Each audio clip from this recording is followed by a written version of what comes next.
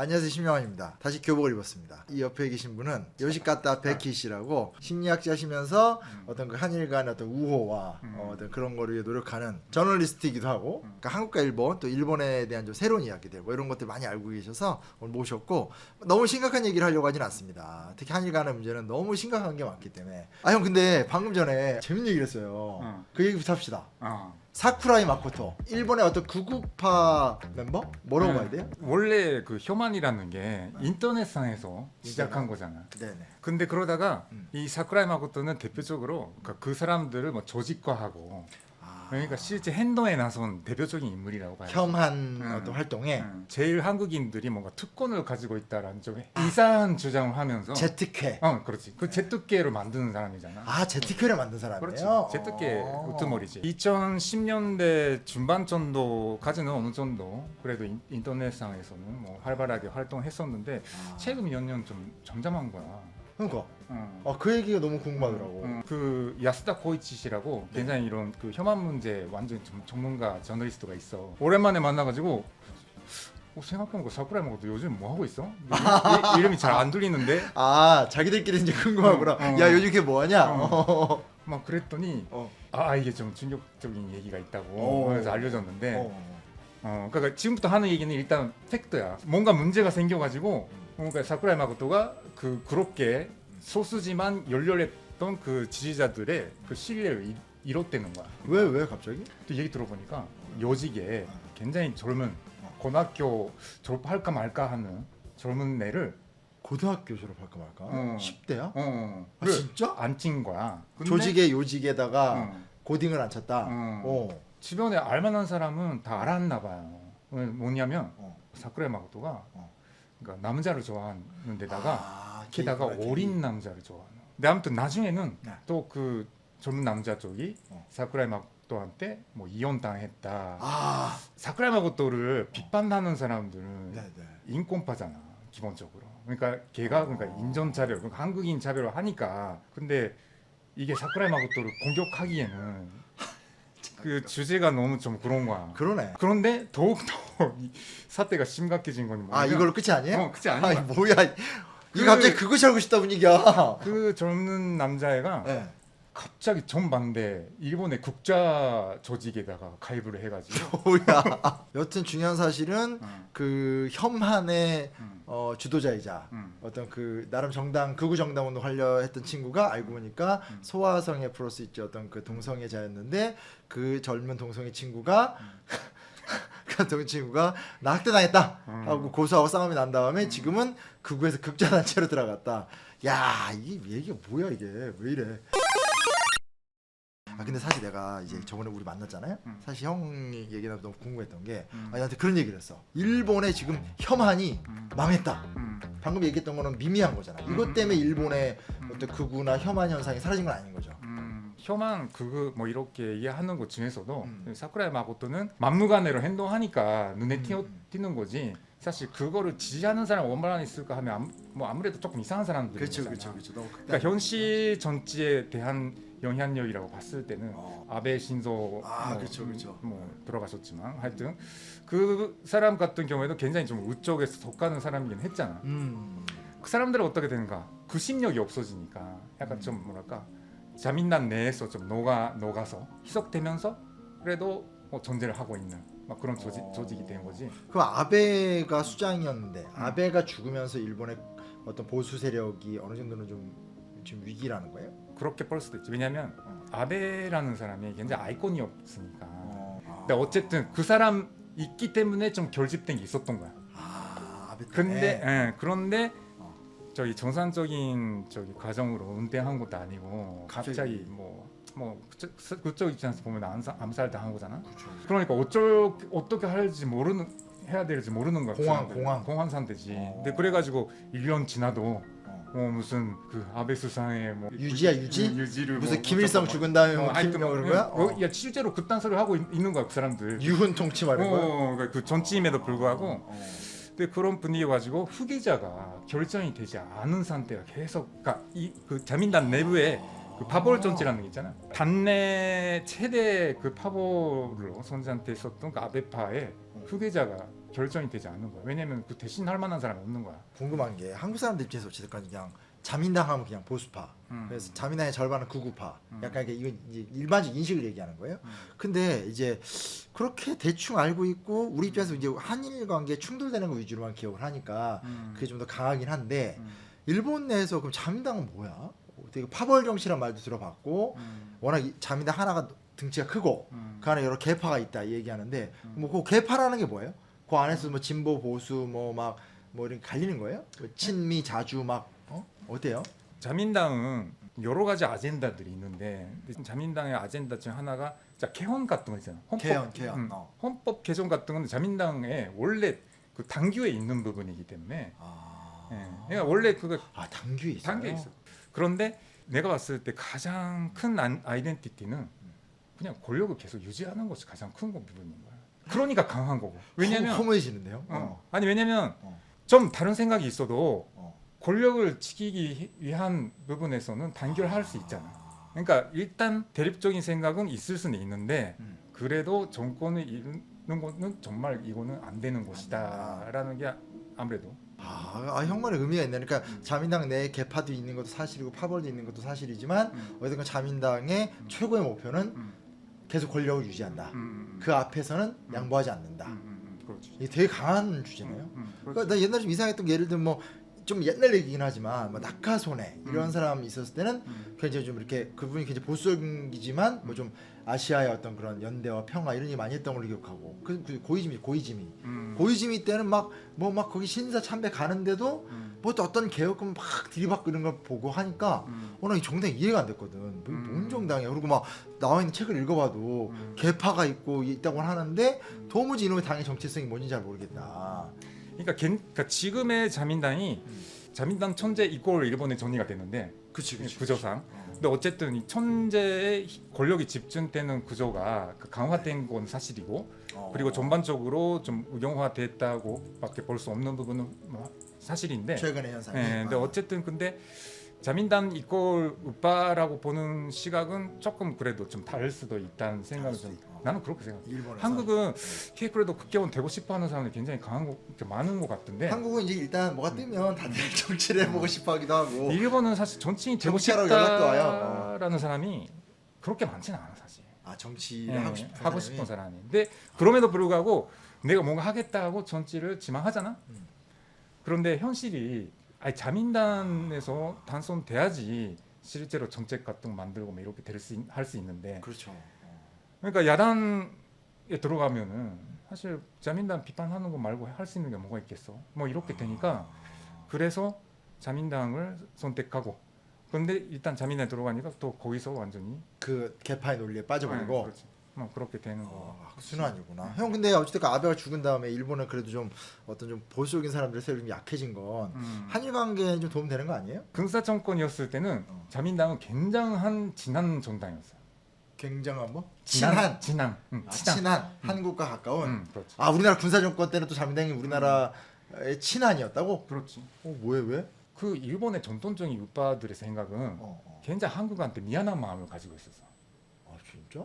근데 그 미안한 마음이라는 게 어디서 나오는 거냐면은 묘하네 이거 오늘.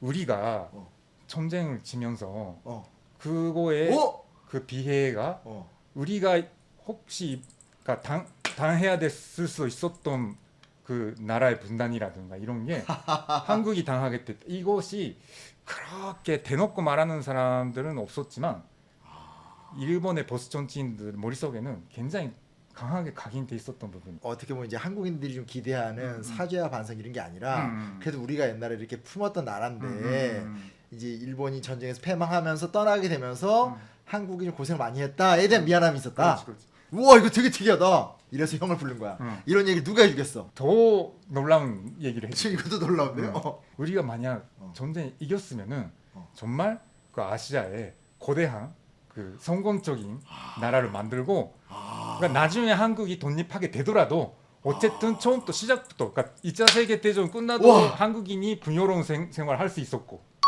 대동아시아 제국이구나. 그렇지.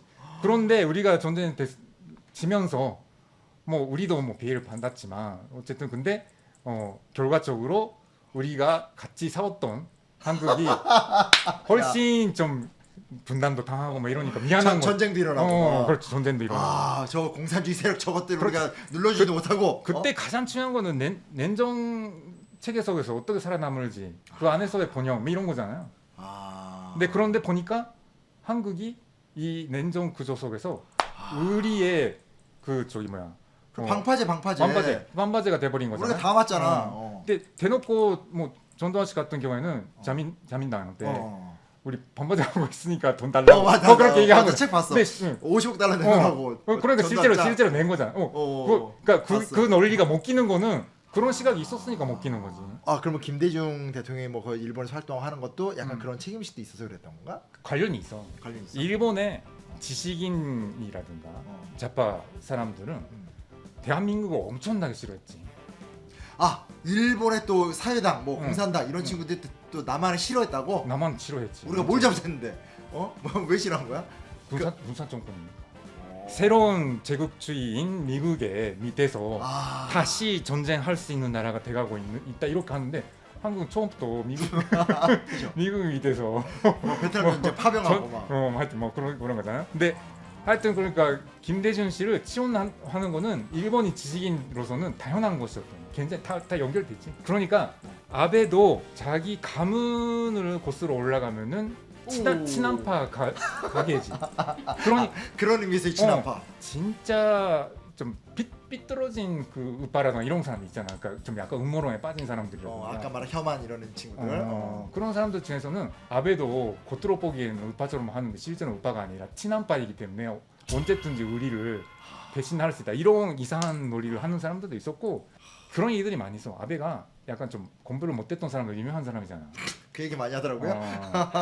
그래서 이런 얘기들 많이 하는 사람들 많이 있어. 그러니까 개인의 사상이 그렇게 강했다기보다 어쩌다가 그런 우파 세력의 기대가 자기한테 집중하면서 그 기대에 응하려고 해서 그렇게 된 것이지. 저기 극단적인 행동, 극단적인 말을 하는 것도 그러니까 그거에 대한 좀 그런 사람들에 대한 기대의 충성심을 보여주기 위한 부분. 그러면 형 낙하선에 뭐 이런 건 그렇다 치고 그럼 이게 그러면 한국이 민주화로 극적으로 변한 것 때문에 지금 새롭게 일본이 나하고 충돌하는 거예요? 그러니까 일본의 좀 자민당이나 보수 집단들은 한국의 민주화 세력이라는 게 보니까 굉장히 좀 이상한 세력이고 굉장히 반일적이고 결국 그 일본을 때리면서 뭔가 그 포퓰리즘을 펼치고 하는 그런 단체들이었다. 그게 뭐 전설이 된 것 같아요. 민주당 정권 때 그 주한 일본 대사를 했었던 이 사람이 있는데 그 사람은 굉장히 그 치한파로 알려진 사람. 친한파? 그러니까 일본의 외교관 중에서는 여러 가지 그 계파가 또 있는데 안에서. 근데 처음부터 한국과 관련된 일을 하기 시작한 사람들은 오히려 주한 대사가 되는 경우가 많진 않았어. 근데 이 사람이 외무성을 은퇴하고 나서 엄청난 혐한 농객이 됐어. 맞아, 그거 나 보도에 봤던 것 같아. 그러니까 한국인으로 태어나지 않아서 다행이다 뭐 이런 책도 썼고. 나 한번 그 MBC 의뢰로 그 사람한테 그 인터뷰 받아달라고 연락한 적도 있는데 근데 아니 지금 못 받겠다. 아니 근데 중앙일보 인터뷰는 받았던 거. 아무튼 근데 그 사람 한 얘기가 뭐냐면 문재인은 완전히 공산주의 사회주의에 좀 기울어진 사람이고 굉장히 좀 이성적이진 않고 전혀 뭐 협상 같은 건 안 되는 사람이고. 근데 그게 이제 주류적인 인식으로 좀 자리 잡혔다는 거 상당히. 그렇죠. 그러니까 지금 그러니까 정권 교체가 일어났으니까 일본 보수에서는 오랜만에 정말 제대로 된 사람이 나왔다. 그러면 이제 그 옛날에 뭐 김대중, 노무현, 문재인 이쪽은 지금 이렇게 생각하고 아니면 이제 뭐 김영삼, 뭐 이명박, 박근혜, 윤석열은 좀 좋게 생각하고 그러는 거냐 이제?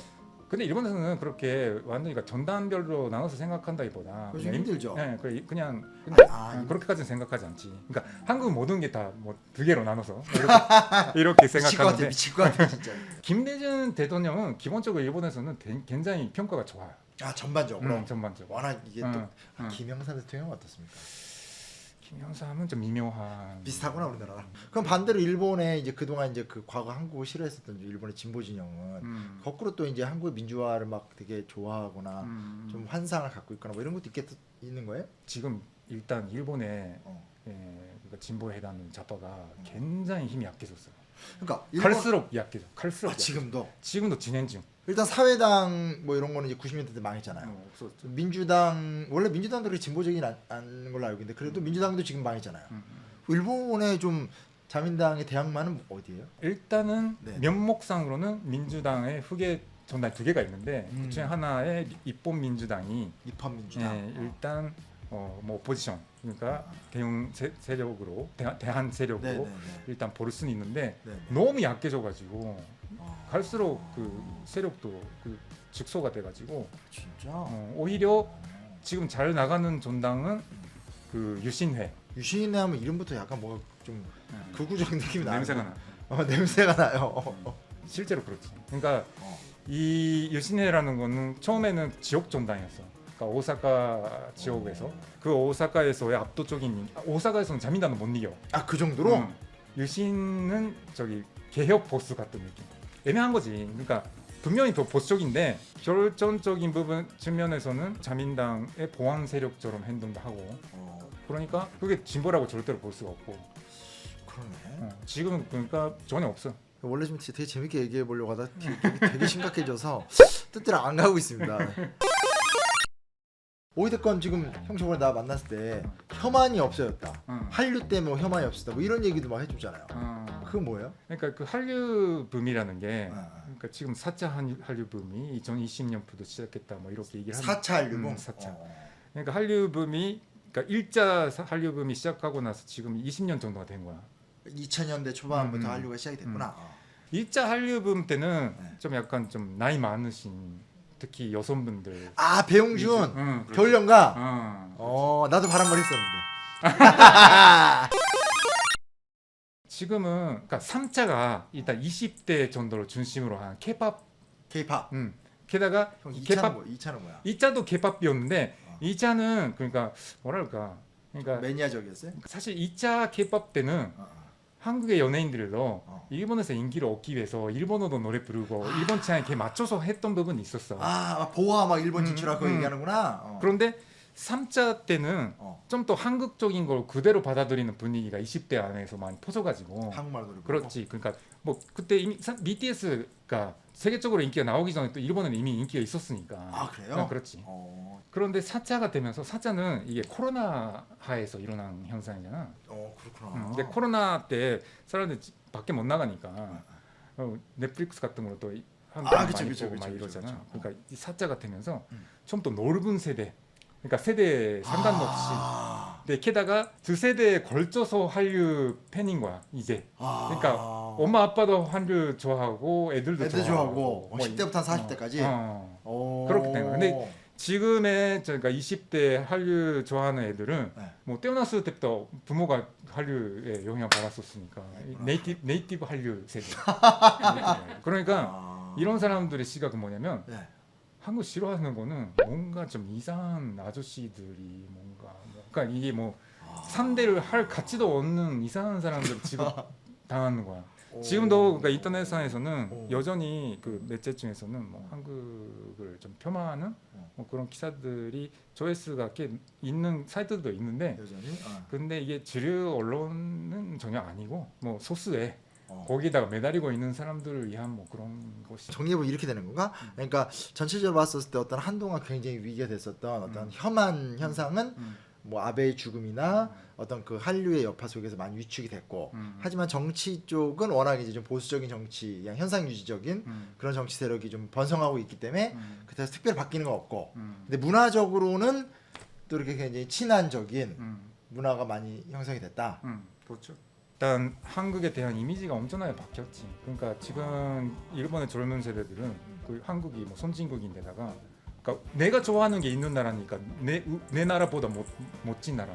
그 사람들 보는 시각에 그러니까 역사 문제 가지고 그 일본을 굉장히 비판하고 이런 사람들은 나도 같은 세대 한국 사람들을 보니까 전혀 일본을 뭐 욕하고 싫어하고 이러지는 않은데 근데 뉴스에는 나오잖아. 그러니까 일본을 싫어한다는 사람들이 나오는데 한국에도 우리 혐한 같은 사람들이 뭐 있는 것 같은데 우리가 그거 신경 쓸 필요가 있겠어? 우리 혐한이랑 마찬가지지. 그쪽에도 그런 사람 이상한 사람들이 있는 거지라는 식으로 생각했더라고. 그렇게 해석을 하는 거구나 또. 단순하게 뭐 이렇게 뭐 일본 사과라 이런 말보다는 근데 한일이 서로의 어떤 것들을 많이 소통하면서 또 은원도 닦아내고 또 좋게 나가야 되는 건 사실이잖아요. 그런 부분에서 이제 역사 문제라는 게 좀 중요한 부분이 있는 것 같은데. 그 한국을 굉장히 좋아해서 한국에 그 한국 공부하러 또 그 연수로 온 애들도 있잖아. 한국이 일본의 시민지였던 시절이 있다. 막 이런 얘기를 듣게 되는 거야. 근데 안 믿어. 안 믿어? 아 진짜? 아니 한국이 일본보다 멋있는 되게 이런 나라인데 이런 나라가 왜 일본의 지배를 받고 막 진짜? 그러니까 그게 무슨 혐오하는 사람들이 망상에서 시작한 얘기 아닐까? 아 진짜? 아예 모르는구나. 또 그런 현상도 있어요? 자기가 좋아하는 것만 좋아하니까. 되게 재미있는 얘기 물어보려 하다가 정말 진지하고 심각한 얘기를 했고, 근데 사실은 제가 이제 개인적으로 이제 백형을 만난 이래 계속 제가 좀 꾸준히 연락도 하고 만나는 이유 중에 하나가 이제 이런 어떤 좀 뻔한 시각을 벗어나서 일본인들의 입장 또 한국인들의 입장, 형이 한국인들의 입장을 또 잘 알고 있기 때문에 이런 얘기를 좀 이렇게 리얼리티로 이야기하는데 댓글이 기대가 됩니다. 네, 이제 또 별놈의 소리가 다 나올 것 같은데. 뭐 해라 달린다 나는 씨요 어찌됐건 서로 알고 소통하는 것이 난 대답을 믿기 때문에 하는데 감사합니다. 요걸 마치고 2부 딱 들어가서 2부도 또 심각해질 거야. 나 걱정이네. 그 요시타카 베키 요시카타. 요시카타 형 베키 형 나 진짜 이름 요시카타 베키 맞아요? 네 맞아요. 지난 방송 보셔서 아시겠지만 이제 심리학자시고요. 서울대에서 박사하시고 또 저널리스트로서 이제 한일 간의 문제를 오랫동안 좀 다루는 지난 시간에 이제 아마 보신 분들은 좀 당황스럽기도 했을 것 같아요. 왜냐면 한국이 일본에 대한 전통적인 서사 또 일본이 한국을 대한 전통적 서사가 있는데 그 어떤 빈 구석이나 다른 생각들을 이렇게 좀 할 수 있는 여지들을 많이 줘서 되게 좀 재밌었는데 일본에서 요즘에 새로운 바람이 불고 있다면서 언론에 저기 많이 나오는. 그러니까 아니 나 근데 그건 한국에서 전혀 보도가 안 되거든요. 네, 그 얘기 좀 해줘요. 그 일본 그 기자들 만나면 네네. 그 사람에 대한 얘기 자주 해. 그러니까 이런 사람이 일본의 어떤 뭐 오피니언 리더처럼 참 문제가 심각하다라는 얘기하는데 이 사람이 어떤 사람이야? 히로유키. 정확히 이름이 뭐예요? 니시무라 히로유키. 니시무라 히로유키. 한국에선 진짜 뭘 검색하면 나올지 모르겠지만 기본적으로는 낯설어요. 한국이랑 좀 크게 많이 다른 부분인데 한국에서는 여러 시사 문제라든가 네네. 그런 거에 의견을 내는 사람들은 그래도 뭔가 지식을 분부한 그렇지. 지식을 갖고 있고 그게 좀 그게 뒷받침될 만한 뭔가 좀 공부를 했다라든가 그렇지. 막 이런 학력, 게 있어야 되고 교수. 일본에서는 유명해지고 사람들이 받아들여지면은 그냥 오케이인 거야. 그러니까 이 히로유키도 그래 히로유키라는 이름으로 활동하는 것 자체가 되게 특이한 거지. 그러니까 그냥 뭐 연예인도 아닌데 그런 이름으로 활동하는 것도 특이한데 히로유키라는 이름으로. 근데 이 사람이 전력이 굉장히 좀 뭐랄까 좀 문제가 있어. 90년대 그 인터넷이 보급되면서 네네. 그 니찬네ル라고 하는 그 거대 게시판이 생겼어. 일배? 그러니까 형식은 좀 일배 비슷해.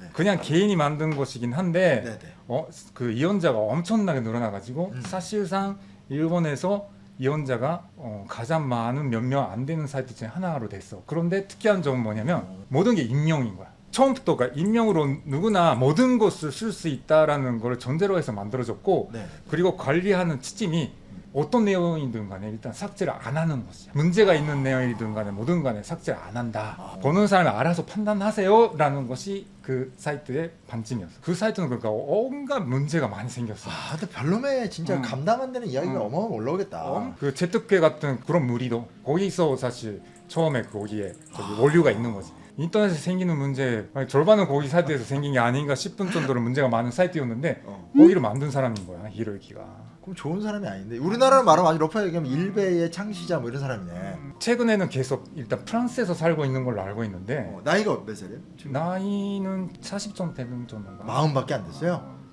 그래서 그 프랑스에 갔는데 파리에 살고 있는데 근데 계기가 된 게 코로나야. 처음에는 그거지. 그 인터넷 방송국인데 대기업이 그러니까 인터넷 업계에서는 대기업이 하는 그 방송국이 있어. 네이버 TV 뭐 이런 거 이런 그런 거지. 그런 데서 어쨌든 그 원격으로 출연자들 출연시키니까 어디든 상관없잖아. 그렇지. 그러다가 그러니까 그 프랑스에 있는 히로유키가 출연하게 됐는데 걔가 하는 얘기가 시청자들의 그 반응이 좋은 거야. 그런데 지금은 완전히 뭐 유튜브 이러면은 저기 일반적으로 관심이 많은 사람 보는 게 뜨잖아. 그쵸, 그걸 그쵸. 히로기만 나오는 거. 엄청 나와요. 엄청.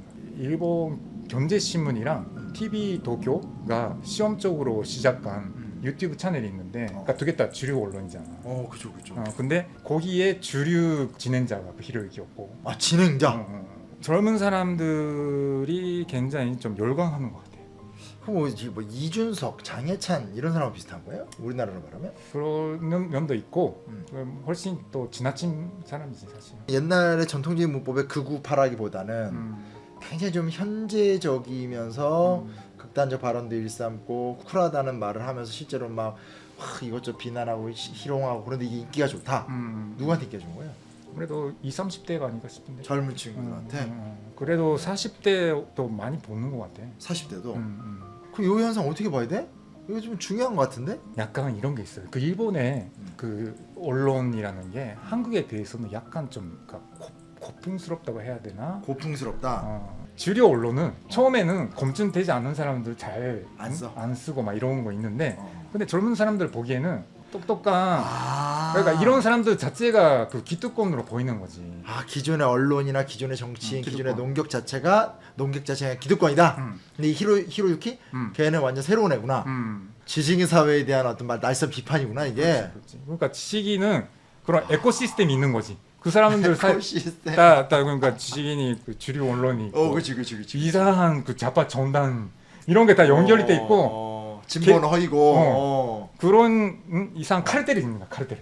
진보 카르텔 일종의 학계 카르텔, 지식인 카르텔. 그러니까 이러면 그렇게 얘기하지 않는데 그러니까 그 말이 딱 맞는 것 같아. 그러니까 그런 식의 인식이 있는 거야. 그래서 이 소위 말하는 지식인들이 말하는 건 들을 필요가 없다. 그렇게 된 계기가 물론 하나는 아니고 여러 가지가 있는데, 아무래도 크게 작용한 것 중에 하나가 북한의 일본인 납치 문제. 갑자기 뜬금없이 북한 얘기가 나와요 여기서? 그 사건도 오래전부터 네네. 갑자기 사람이 사라진다. 게다가 해안가에서, 그러니까 그 해변에서. 근데 이게 이상하다. 북한의 소행이 아닐까라는 얘기는 옛날부터 있었는데. 그래요? 네, 있었는데 아까 지난번에 얘기했잖아요. 일본에서는 보수는 한국을 좋아했고 진보는 북한을 좋아했어. 1편 보셔야 됩니다. 이게 지금 굉장히 중요한 방송이에요. 사실 그 샤카이토 샤민당이잖아요. 샤민당. 샤민당이 완전히 몰락해가지고 후속 그 전당도 뭐 국회의원이 뭐 이제 사라질 뭐 직전인데. 사회민주당. 그게 그 계기가 된 것도 북한이에요? 북한이에요. 그러니까 그런 식으로 계속 주장하다가 이게 터진 거야. 네. 북한이 납치했던 게 맞다는 사실을. 그렇지. 그때 오히려 그러니까 그거를 북한의 소행일 거다라고 출근하려고 했던 것도 그 사람들이 보기에는 그러니까 방해를 한 걸로 보는 거지. 진보라는 하는 사람들이 허위적이고 알지도 못하면서 북한의 소행일 가능성이 없다고 그렇게 주장해 놓고서 피해자는 일본인인데, 그렇지. 일본인의 인권 문제에는 하나도 관심 없이 자기네들이 좋아하는 이상한 사회주의 사상, 망상에 빠져 있는 거지. 망상에 빠지고 뭐 이렇게 주장해왔다. 그래가지고 뭐 몰락한 거지. 그러니까 이거만이 아닌데 그래도 하나의 되게 큰 사건이었어. 이런 문화 속에서 이제 기성 어떤 보수적인 언론이나 풍토도 싫고 그리고 진보적인 이 먹물 이 카르텔 이것도 싫고 하면서 히로유키 그 같은 막가파 뉴 트렌드의 어떤 그룹이 나타나기 시작했다는 거 아니야. 그때부터 그런 사람들이 이거 그러니까 좀 때린다. 인기를 모르기 시작하면서 네. 그러니까 지난번에도 좀 뭐랄까 그 야단층의 그 유신회, 네네네. 그러니까 유신회도 약간 그런 비슷한 성향이야. 그러면 지금 히로유키는 어떤 상황이에요? 굉장히 얼굴이 고뇌어린데 어린데. 뭐 이래도 되는가라는 좀 그 안타까움을 느꼈던 어떤 저기 방송이 있었는데, 그게 그 아까 얘기한 그 일본 경제신문이랑 그 도쿄신문이랑 같이 한 그 유튜브 채널에서 입법민주당 입헌민주당. 그 약간 뭐랄까 차세대 그 지도적인 역할을 할 것 같은 뭐 유명 중에 한 명이 출연해가지고. 근데 그때 진짜 보기 민망하더라고. 그 히로유키랑 한 명 또 같이 하는 그 나리타 유스케라고 하는 둘이서 얼마나 좀 우습게 그 다루는지 그 입법민주당을 막 갖고 노는구나. 무시하고. 갖고 노는 거지. 근데 그렇게 형, 얘기해. 네, 궁금한 게 우리나라는 이제 어쨌든 주류 언론이 있고 또 포털이 있고 그리고 이제 유튜브가 있잖아요. 그 일본은 어떤 거예요? 일본 언론 구조가? 뭐랄까 격변의 그 저기 가정이기 때문에 좀 뭐라고 하기가 좀 어려운 부분이 있는데 전통적으로는 일본에서는 신문의 영향력이 굉장히 좀 컸지. 신문이. 신문이. 일본은 신문도 그렇고 TV 방송국, 라디오도 다 집안마다 나눠져 있어. 뭐 DBS라든가 텔레비 아사히 뭐 이런 중앙의 그 방송국이 그 이름으로 하고 있지가 않아 일단. 그냥 집안 방송국이 따로 있는데 그 네트워크가 있으니까 중앙에서 만든 그 방송을 지방에서도 방송하긴 하는데 뭐 안 하는 것도 있고 그리고 하더라도 좀 시간대가 다를 수도 있고 편산표가 다른 거야. 일단. 오사카 유신회라는 그 지방 저기 전단이 갑자기 떠가지고 지금 그렇게 됐잖아. 네네네. 그거는 오사카에는 오사카 방송국이 오사카만의 방송을 하잖아. 그 영향이 굉장히 커. 신문의 경우에는 신문도 관공서나 대기업 지사 같은데 오피스라든가 이런 데는 아사히 신문, 뭐 yomiuri 신문, 주류 일간지를 당연히 구독하고 있는데 일반 가정은 자기 집안 신문만 구독해 보통. 아 진짜? 그러니까 일본은 지금도 신문을 구독하는 문화가 있어요? 굉장히 그 약해지고 있는 가정이긴 하지만 아직까지는 좀 있지. 호카이도 사람이면 호카이도 신문. 그렇죠. 호카이도에서는 호카이도 신문을 보지 아사히 신문 이런 거 보는 사람 별로 없어. 아 진짜? 아니 그러면 히로유키 같은 친구들은 어떻게 파고든가 그런 걸? 지금은 그러니까 신문을 싫어하는 사람들이 늘어나고 있는 거지. 근데 신문 싫어하는 사람들은 얘기가 그냥 논법이 그냥 한 번 무너져 버리네 이게. 신문은 그러니까 지만 신문사가 그렇게 자주에 끼워져 있었으니까 결국 전반적으로 봤을 때는 좌파 카르텔이야? 그렇게 버는 거지. 근데 마침 신문이 인터넷 영향 때문에 힘을 잃어가고 있는 상태인데 뭐 신문 같은 거 누가 보냐라고 하는 사람들이 히로유키에 열광하는 사람들. 그럼 방송 언론 미디어에 대한 불신이 엄청 올라가는 쌓이고 쌓이다가 그 지금의 그 진행형이 그 히로유키에 지금 그럼 그 유튜브로 보는 거예요 그런 거 다? 유튜브로 보거나 그 아메바 TV라고 아메바 TV. 딱 그러니까 뭐 그러니까 네이버 TV 같은 분위기지. 그 방송국이 점점 갈수록 TV 이상의 영향을 가지게 되는 분위기인데 거기는 완전히 공격적으로 사람들이 보고 싶어 하는 걸 하는 거야. 근데 걔네들이 가장 지금 내세우는 게 히로유키인 거야 지금. 근데 히로유키가 갈수록 영향력이 크니까 뭐 그렇기 때문에 정치인도 무시할 수 없잖아. 그렇죠. 그러니까 유명한 사람도 인터뷰 응하고 막 이러면은 완전히 그러니까 뭐 언론인이지. 야, 그러니까 형 말을 좀 정리해 보면 어쨌든 기존 문법에 대한 어떤 반발 그리고 기존 미디어의 한계 속에서 기존 미디어나 어떤 기성 정치를 구태하다고 하면서 또 반대편에서 또 뭔가 좀 개혁적이거나 진보적인 건 이권 카르텔이다라고 하면서 사실 막말도 하고 자극적인 거 막 다루고 윤리 기준 다 깨버리고 그럼 사실은 그 안에 뭐 어떤 좀 반인권적이거나 어떤 그런 좀 어떤 그런 요소들을 가진 채 막 싸지르는 새로운 뉴트렌드 현상이 지금 일본에서 빠르게 퍼지고 있다. 그렇지. 굉장히 그러니까 심각한 거는 유명한 사람 나와도 무서운 게 없는 사람이잖아. 그러니까 돈도 있고. 무서운 게 하나도 없으니까 뭐. 그러니까 예를 들어서 야당 정치인 앞에서 아니 하고 싶은 정치가 있다면 자민당 가야죠. 왜 자민당 안 가요? 바보같이. 그런 얘기 막 하는구나. 야당 있으면 그냥 자민당 비판하고 뭐 끝나는 게 뭐 뻔하잖아. 사실은 그렇게 하면서도 뭐 위원하는 게 뭐 짭짤하니까 하는 거죠. 뭐 이런 얘기까지 할 수도 있는 분위기인 거야. 야, 이건 문제네. 앞으로 큰 문제가 또 될 수도 있겠어요, 그렇죠? 근데 그런 게 우리나라에서도 조금 검토해봐야 될 상황인 것 같아서. 그러니까 한국에서는 예를 들어서 지금도 에리트 지향적인 그 분들이 굉장히 강한데. 강하죠, 우리나라. 나도 뭐 학생 중에 선생님이 좀 사법고시 때문에 좀 바빠져서 뭐 학점 달라고. 근데 전에 뭐 할 거냐? 저 검사가 될 거예요. 나한테 나중에 신문에 검사 누구누구라고 이름이 나올 거니까 그때 좀 기억해 주세요. 막 이렇게 하는 사람까지 봤어. 진짜 근데 이상하다. 일본에서는 그런 에리트 지향적인 것부터까지 좀 냉소적으로 보고, 그러니까 히로유키 같이 공부 같은 거 안 했을 거고 전혀. 대학교 어디 나왔는지도 모르겠고 뭐 잘 모르겠는데. 뭐 돈만 많이 벌면 되는 거야? 걔는 자기가 성공자라고 느낀 순간에 대한 뭐 그런 얘기를 했더라고 지난번에. 네. 그게 뭐냐? 내가 이제 내가 좋아하는 것만 하고 살 수 있겠구나 라고 느꼈을 때가 내가 성공했구나라고 느꼈던 뭐 그런 시점이다 얘기했는데 약간 뭐 그런 게 성공한 그 뭐 모델이 된 것이 생각나는 게 하나만 더 물어볼게요. 그 이런 게 뭐 옛날 우리가 알고 있는 거 히키코모리 뭐 이런 거 있잖아요. 그런 현상하고도 관련이 있는 거예요? 아니면 요즘 그런 일본의 어떤 고립화되고 히키코모리화되고 그런 건 어때요? 요즘에는? 8050 뭐 문제 뭐 이런 말도 나오는데 8050? 그게 뭐야? 히키코모리도 이제 히키코모리가 된 지가 되게 오래돼가지고 50대 정도가 되는 거야. 그러니까 그나마 부모가 있었으니까 생존할 수는 있었잖아. 한국이랑 좀 다른 거는 그러니까 일본의 80대는 꽤 돈이 있는 사람들이 많아. 그 옛날 정말 호황기 평균적으로. 때. 그러니까 그치. 오히려 지금 50대보다도 그렇지, 여유로운 그렇지, 사람들이잖아. 그렇지.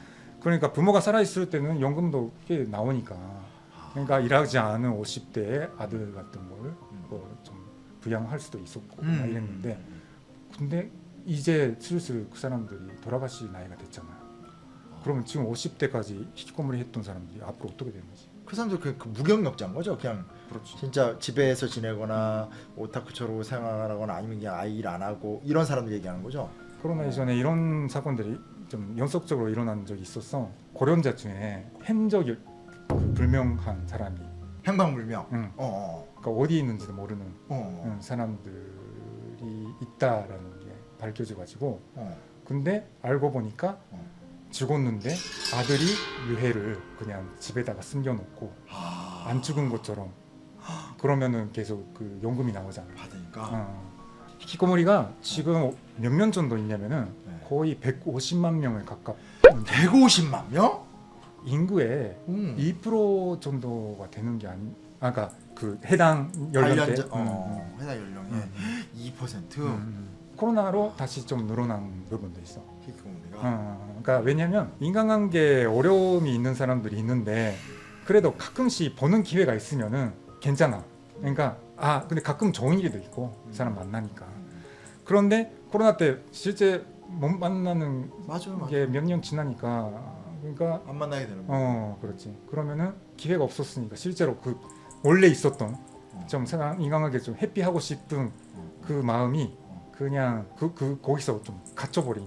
그리고 요즘 특징적인 거는 남자뿐만 아니라 여자 히키코모리도 굉장히 많아. 여성 히키코모리도. 원래는 주로 히키코모리. 네, 원래는 남성이 한 60% 이상은 남성, 70% 정도 남성이라는 얘기가 있었는데 지금은 반반이거나 아니면 여성이 또 많다라는 그런. 그래? 그럼 왜 그런 거야? 그러니까 이것도 뭐 사회적인 문제인데 여성이 국제적인 목표를 가지고 그거 실현할 수 있겠다 그런 희망을 갖기가 힘든 거지. 경기 불황도 있고 개인화도 있고 그걸 일본이 먼저 겪어간 거잖아요. 근데 그게 완전히 해결될 수는 없고 여전히 있고 우리나라도 이제 그런 건 비슷한 모습이 나타나겠네. 한국의 최근에 좀 보도를 보면서 좀 걱정이 되는 게 뭐냐면 그 묻지마 사건 같은 게 좀 요즘 많이 일어났잖아. 근데 한국의 언론이 마치 좀 그런 히키코모리 그 운동형인 사람들이 그런 위험군이다, 그러니까 가능성이 있는 사람들이다라는 그런 시각을 좀 대놓고 표출하는 것 같아. 일본에서 그랬는데 몇 년 전까지. 근데 그게 굉장히 잘못됐었던 거다라는 그런 결론. 사실 그렇잖아. 그러니까 히키코모리 아닌 사람이 살인했을 때는 히키코모리 아니었는데 살인했다 이렇게 생각하지 안 하잖아. 그렇지 그냥 살인자지. 그러면 이제 우리나라로 말하면 막 조선족들이 위험하다 이런 게 막 확증 편향되는 것처럼 히키코모리가 묻지마 살인의 주체가 되는 것도 일본에서 이제 그렇게 보던 때 있었지만 아니다. 그 형 중요한 얘기네. 일본에서도 그 전철 안에서 묻지마 살인 같은 게 일어나고 막 이러는데 굉장히 그러니까 외향적이고 뭐 단단하게 행동하고 뭐 이런 사람들도 당연히 사회에 대한 그런 원망 가지고 그렇게 살인할 수 있는 거니까. 형 좋은 얘기인 것 같아. 사실 지금부터 한 5시간 더 할 수 있는데 안 돼요. 이제 계속 꾸준히 뽑아 먹어야 되기 때문에 오늘 얘기를 좀 이 정도 마무리 지어야 되는데 재밌죠? 재밌어. 전혀 처음에 질문지 같은 거 안 주니까 그래서 그냥 심영환 작가의 재밌는 강의를 들러 오라는 얘기인구나 해가지고 왔는데 나만 얘기해가지고 아니요 여기는 형 쪽쪽 뽑아먹는 시간이야. 어떤 그 한국과 일본을 같이 경험한 사람의 시각도 있고 또 변화하는 일본에 대해서 우리도 또 여러 가지 알아야 되기 때문에 그래서 그런 분을 제가 만났던 사람 중에 가장 합리적이고 많은 인사이트를 줄 수 있어서 형을 모신 거고요. 앞으로도 이렇게 편히 놀러 와서 그래. 이렇게 탁 털고 제가 이렇게 빨대 꽂는 시간이다 이렇게 기억하시면 되겠습니다. 재밌게 봤으면 좋겠네요. 당연하죠. 감사합니다. 오늘 이걸로 마치도록 하겠습니다. 감사합니다. 감사합니다. 안녕하세요, 심용환입니다. 제 옆에는 화제의 인물. 우리 유튜브의 화제의 인물. 전데요? 아니 저희 조회수로 사람을 평가하니까요. 나도 그러니까 그 댓글을 좀 간간히 봤는데 네, 댓글이요? 상처받는데. 아니 호의적으로 평가해주는 분도 많고 네네. 심지어 메일도 몇 돈 받았는데 메일을 받았다고요? 네, 기자분이 보낸 것도 있었는데 근데 그 기자분이 말하기를 그러니까 본인은 제 좀 일본에 대해서 관심이 많고 뭐 대학생 때부터 공부도 하고 그랬는데 자기가 이런 미디어에 있으면서 느끼는 게 굉장히 한국에서 좀 일본에 대해서 객관적으로 얘기가 되고 있지 않는 것 같다. 그렇지. 그러니까 일본에 대해서 객관적인 네, 그런 시각을 가질 수 있는가 뭐 이런 질문까지 받았어. 근데 사실 나도 좀 한국에 있으면서 TV나 라디오 그래도 뭐 여태까지 뭐 꽤 많이 나왔는데 한국에 오래 있으셨잖아요. 근데 일단 받는 질문부터가 이상해. 들으려고 하는 그 뭐 자세라고 해야 될까? 본인들도 편향돼 있다라는 것을 알지도 못하는 정도로 약간 좀 그런 문제가 좀 있는. 답을 갖고 접근한다든지. 그렇지. 근데 또 한편으로는 한국만큼 네. 일본에 대해서 전문적인 사람들이 많은 나라도 없을 것 같아요. 그러니까 역설적이네. 그러니까 학자들이 사실 일본에 대해서 뭐 정말 잘 아는 학자들은 많단 말이에요. 많죠. 많은데, 맞아. 근데 언론에서는 제대로 된 얘기를 듣기가 사실 힘든 것도 사실이에요. 그러니까 댓글 보니까 이 내용 절대로 반서해서 들을 수 없는 얘기다. 뭐 이런 거 쓰는 분도 있었는데, 엄청 많았지. 네, 근데 생각을 해보면은 뭐 내가 그렇게 특이한 얘기를 했나? 특이한 얘기 한 거예요. 그래? 그런가? 근데 내가 생각하기에는 지극히 당연한 얘기를 한 것 뿐인데 그렇죠. 하여튼 근데 그런 반응 나온다는 거 보니까 여기서 좀 그런 게 좀 있긴 있더라. 이번에도 이제 형 좀 다시 나와줘 하니까 갑자기 저한테 카톡이 왔죠. 야 이거 주제 내가 정해도 돼? 이러면서 아주 뜨겁고 재밌는 이야기가 있다. 무슨 얘기를 오늘 갖고 온 겁니까? 이 지금 자민당이 좀 난리야. 뭐야? 얘가 지금이야말로 일본 전체에 엄청 관심을 가져야 되는 그런 지금이야말로? 시기야. 그게 뭐냐면 그 지난번 방송에서 뭐 얘기했잖아. 아베가 죽은 다음에 네네. 그러니까, 구심점을 잃었다. 90점 잃었다. 근데 최근에 나온 얘기가 그 아베파가 그 비자금을 조성하는 데 있어서 엄청나게 거의 20년 동안 어마어마하게 그런 범죄를 저질렀다라는 것이 드러나가지고 아 진짜? 그래가지고 지금 게다가 뭐 검찰이 보통이 아닌 거야. 얘가 뭐 굉장히 강하게 나가고 있거든. 그러니까 여태까지도 사실 자민당은 망가질 때는 되게 심하게 망가지는 거거든. 근데 예를 들어서 가장 대표적인 사례가 그 리크루트 사건이라고 있었는데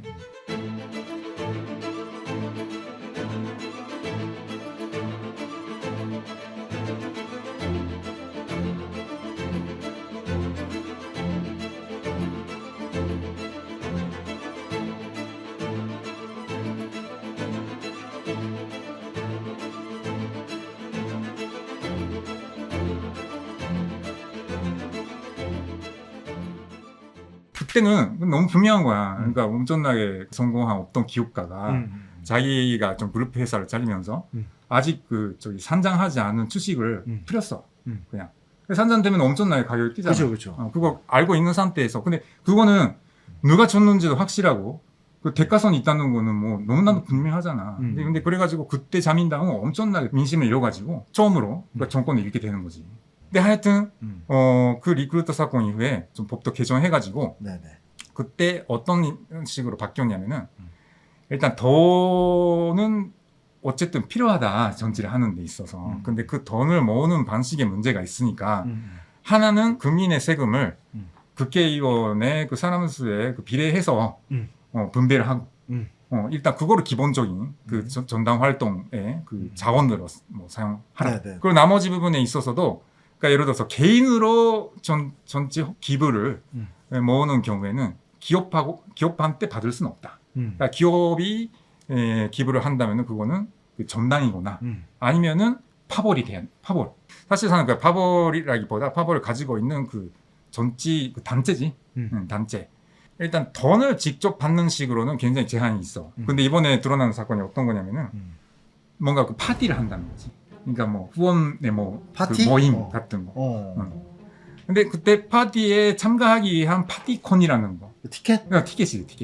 티켓을 파는데 이 티켓이 하나에 2만 엔 정도 하는 게 일단 그런 선으로 좀 거래가 2만 되는데 엔? 2만 그거 엄청 비싼 건 아니잖아요. 엄청 비싼 건 아닌데 근데 그 기업 같은 경우는 그거로 막 때로 막 그렇지 통으로 사는구나. 그렇지 뭐 100장 200장 이렇게 살 수도 있는 거지. 근데 문제는 뭐냐면 이게 파티라는 게 말이 파티지 자민당의 그 파티권 사는 사람들은 사실 파티에 가고 싶어서 그런 거 사는 게 아니라 그냥 지금 우리는 좀 그래도 인맥을 이렇게 이어가는 거다 막 이런 표시로 사는 거잖아요. 근데 파티니까 뭔가 음식이라도 준비돼 있어야 될 거 아니야. 없어? 음식도 제대로 돼 있지 않아. 그러니까 사실상 2만 엔 중에 10% 정도가 경비지 나머지 그 10%는 그냥 그대로 남아드는 그런 게 있는 데다가 처음부터 아무도 참가를 못하는 시간대에 파티를 연다고 해가지고 그런데도 사는 사람 사. 왜냐면 이게 파티 가는 게 목적이 아니니까. 아침 뭐 새벽 4시부터 그렇게 심하진 너무 않지만 심하고 뭐. 그러니까 병일에 낮 시간에 한다든가 이런 거지. 오후 한 2시부터 4시 버는 거? 그런데 그래가지고 아무도 참가를 안 하면 좀 이상하잖아. 그치. 그러니까 참가는 시키는데 장관이야 장관. 일본에서 대신인데 자기 부처에 공무원들 동원해가지고 대신 참가자가 있는 것처럼 꾸며가지고 실제로는 아무도 안 하는데 파티를 한 것처럼 그렇게 기성사실화 해가지고. 근데 문제는 그렇게 해가지고 모은 돈을 기록을 해가지고 채취를 하면 불법은 아니야. 불법은 아닌데 웃긴 거는 자 각각 그 위원들한테 할당을 시켰대. 그러니까 너는 예를 들어서 몇 천 장 팔아야 돼. 이래가지고 다단계네? 다단계야 다단계. 다단계거나 아니면은 뭐 휴대폰 대리점이 휴대폰 그러니까 공짜로 팔면서 가맹점 나중에 좀 돈 받는 뭐 이런 거 있잖아. 이런 것처럼 일단 이 할당된 이하는 반드시 클리어를 해야 돼. 그러니까 그런 걸 잘 못하는 위원들은 자기 돈으로 메꿔가지고 내기로 했다는 진짜? 얘기인데 근데 잘 파는 사람들은 당연히 그 할당량보다도 많이 팔잖아. 그렇겠지. 그러니까 2,000잔 팔아야 되는데 나는 3,000잔, 4,000잔 팔았다. 그러면은 남은 부분이 있잖아. 파벌이 그러니까 그 정치 단체가 가져가는 게 아니라 개인한테 돌려준 거야. 뭐야? 근데 그거를 기록도 안 했어. 그건 정말 부정부패잖아. 부정부패지. 근데 게다가 이거는 그러니까 예를 들어서 회사로 치면은 그러니까 회계상 물건 팔았는데 안 팔린 게 없는 것처럼 한다든가 뭐 이런 식으로 그렇지. 굉장히 아주 단순한 달세고나 뭐 이런 수법이잖아. 실적 좋으면 이제 뒷돈으로 통장에 몇백씩 현찰 들어오는 거고. 그렇지. 근데 그거를 20년 정도 해왔을 가능성이 높은 걸로 20년? 지금 나타났고. 그럼 2000년대 초반부터? 그렇지. 근데 그리고 또 좀 하나 좀 짚고 넘어갈 것이 뭐냐면 일본의 그 세습 정치인이 되게 많잖아. 혼자 신났어. 좋아요. 오늘 뭐 풀어드리겠습니다. 네.